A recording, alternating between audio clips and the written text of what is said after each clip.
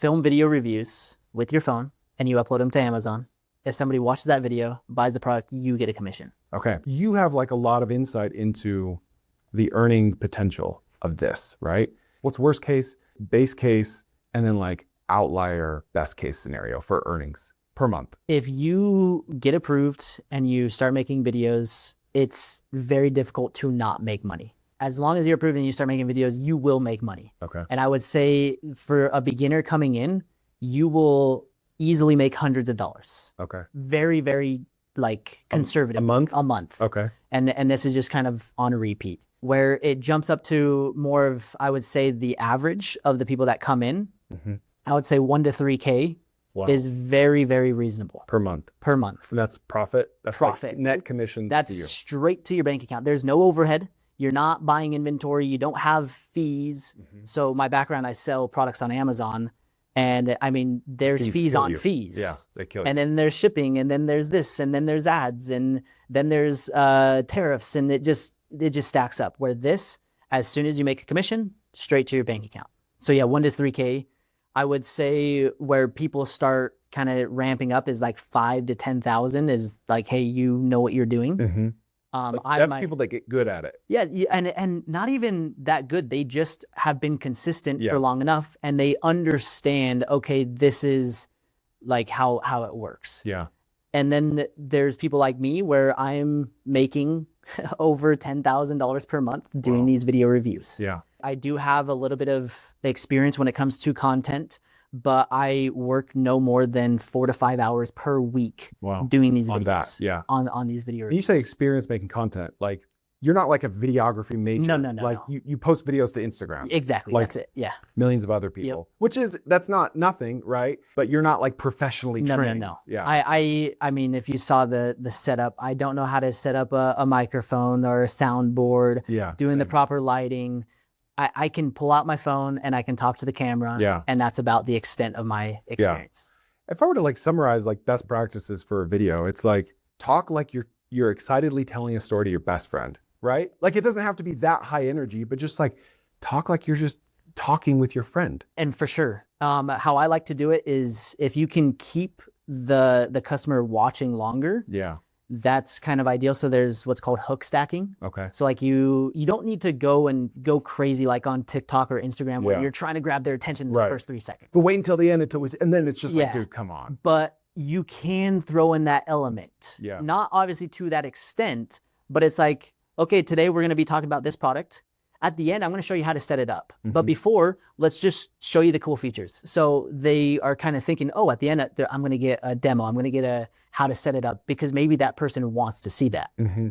And that's going to get them to either fast forward to that point or they're like, okay, yes, this is the video that I want to watch. Okay. So there is that element of if you can get them to just be thinking of like, oh, I'm going to cover this, I'm going to cover that. And so then they're more likely to stick around. Okay. What's like a good length of these videos? So what's interesting is this has kind of changed over time. It kind of started early on. It was like do super premium, super high quality production value. Then it got to the point where people were like, you don't need to do that. Just go throw up like 60 seconds, just honestly awful videos. Mm-hmm. And it got to the point where all these awful videos are just not that great. And so now it's kind of pivoted to, it doesn't need to be this high end production value, but it needs to be a little bit longer than 60 seconds. So what I like to do is I would say at least like 2 minutes. Okay. And just talk about it. As long as you have kind of good lighting, good sound, like a simple lav mic, that really goes a long way for the videos. And talk about it like you're talking to a friend. Yeah. I mean, I think there's like 4 thresholds of good mics.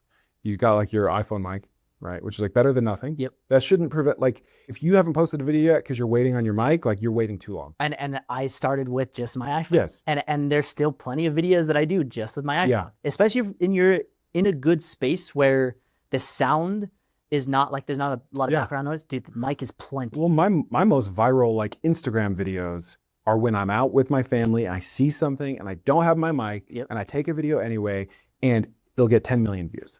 Because it's we were talking about this before we recorded, like the concept is way more important than the hardware. So like 4 different levels of mics. You've got your iPhone or your Android mic, Then second is like these $25 mics you get on Amazon, like the cheapest lav mic you can get. Third is probably like this, $100, right? Which is $100, and you could actually post a review on this. Yeah. And then the fourth is like the DJI Mic 3, which is like $300. And that's about as good as you get. But the average person can't really tell much of a difference between any of those four.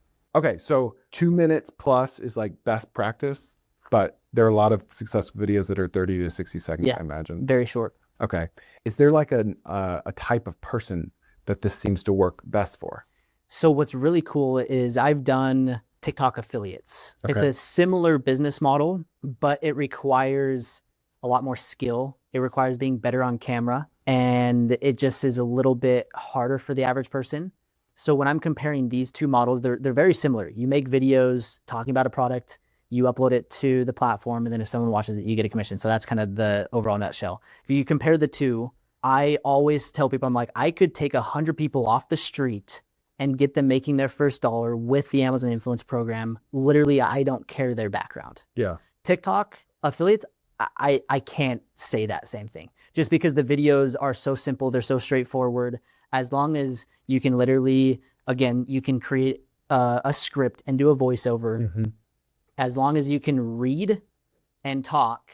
And you have a phone. And you have a phone, you can make a video that's good enough for the platform. Yeah. I mean, for most of my shorts, I use like this $20 teleprompter app. $20 a year. Yeah. A year. Yep. And I just paste the script in it, and it's just a selfie video, and I'm reading it scroll across the screen. Kind of the next threshold of that is a voiceover, where you just like take video only, and then you use like CapCut, edits, any like free or close to free app to like use your voice memos app, just record you talking, overlay it with the video, right? Is there like a next threshold after that? I mean, honestly, I use CapCut and edits because you can literally just splice it together, and then they have a voiceover feature where you just click and then you just record with your mic, and as long as you're in a quiet studio or room, you can just film from your phone. Okay. So, and to be honest, beyond that, like there's even like the top of the top are not doing anything extra on that other than maybe they might have a better microphone. Okay. Are the best of the best winning because of quantity or because of quality? Right now, it's a mix of both, but I would say it's because of the products that you're picking, and then it's the video that you're making. So if you can pick a good product and then you can make a good video, you will win. Okay. It's like that, you know that meme of like the guy trying to choose which red button to press? Yeah. I showed this to my team. I made one. Have you seen the one where he has like both fingers? Yeah. My content team, I made one of those memes, and one said quality, one said quantity, and he's pressing both of them. It's like, that's like the best of both worlds. What is like the most outlier earnings case that people should not expect? We're not saying it's realistic, but what have you seen in your world that's like the best of the best? What are they making per month? So there's two people that come to my mind. Actually, there's three. So there's an individual that has 700 videos, which is not, that doesn't sound, it's not that much. I like when 2,000 to Instagram. And when people think like, oh, 700, that seems like a lot, but it's again, low effort, non-scripted, non-edited videos. Like 700 is not that much. My brother-in-law, when we got him first started, he did 700 in his first week. Holy crap. First week. So 700 is not as much as what people think. So he, at 700 videos, he averages anywhere from $25,000 to $30,000 in profit per month. But he has to buy the products he's reviewing, right? So that is where a unique strategy comes into play. And if you really want to get strategic, it is smart. But for the average person, I would say 95% of individuals are reviewing products that they already own. And then you can get to a certain point where brands actually send you products.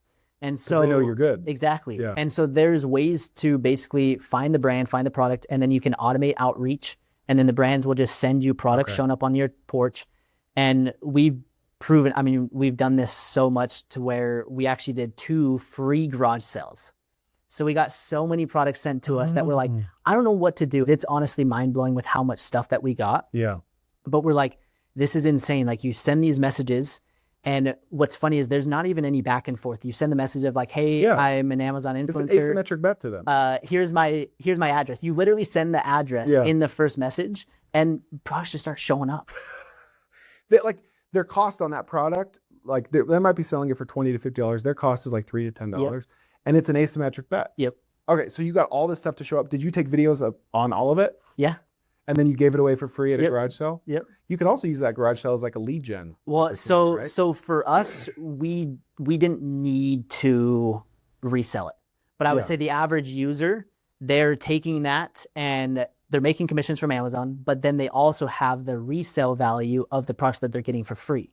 So there's multiple ways to make money. Okay. So you can get money from Amazon from the commissions, you can resell the product, you can work out deals where the brand will actually pay you to post the video. So there's agencies and most of these sellers are from China, and basically they'll pay you $20 to $40 per video. Wow. Okay. Up front. Yeah. And so they'll pay you 20, 40 bucks. And then sometimes you can sell the video rights because they want to use the video on their social media or on their website. And you can sell that for another 40, 50 bucks. But there's people that are charging $500, $1,000 for these pieces of content. It's kind of like UGC. Yeah. And so brands are like, yes, we want this. We want this piece of content. We want to be able to use it. And so there's multiple ways to monetize it, not just from the commission. So when I'm talking about the 25 to 30,000, that is just from Amazon's commissions. Yeah. That's not taking into consideration him potentially reselling the products, potentially landing deals where he's selling the video rights, brands paying him money. So that individual, I would say, is probably the top for, 700 videos is crazy. Another individual, he has about 1,100, and just last month he did $40,000. Holy cow. With 1,100 videos. That's like 1,100 total. And so they compound over time. Yep. A lot of them never do much at all. That's just the 80-20 rule. Yeah. Or like in this case, maybe the 95-5 rule. Yeah. It's 5% of them make 95% of the profits. And I would say on this is probably the 80-20. I bet 20% make up the majority of it. So you need volume. You do need volume. And then there's another guy, a good friend of mine. He has, I think, 4,000 videos, so significantly more. And he did $27,000. Interesting. So again, volume is important, but it's more about, can you be strategic about the products that you're reviewing? Yeah. Volume negates luck. Yes. So you might not know this, but this isn't my real channel. My full channel is linked below or right here. Go check that out for full episodes.